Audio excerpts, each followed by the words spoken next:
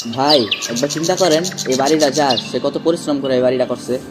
শোন ভাই, একটা কথা বলি, এরকম বাড়ি করতে শুধু পরিশ্রম না, ভাগ্যও লাগে। দূর ভাই, ভাগ্য আবার কি? যারা বেশি পরিশ্রম করব তারাই সব পাইব।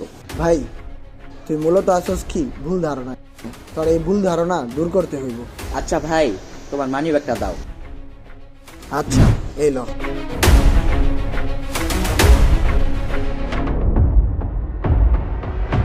আচ্ছা ভাইয়া, এখন পরিশ্রম ছাড়া তোমার ভাগ্যের মাধ্যমে মানি ব্যাগটা উঠায় দেখাও।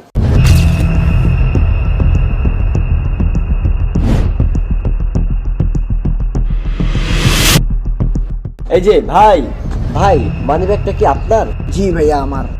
দেখ, তুই মানি ব্যাগটা ওইখানে রেখে আইসস। আগে পরিশ্রমের মাধ্যমে, ভাগ্যের মাধ্যমে মানি ব্যাগটা আমার হাতে আইছে। তাই শুধু যে পরিশ্রমের প্রয়োজন এমন না, পরিশ্রমের সাথে ভাগ্যেরও প্রয়োজন আছে।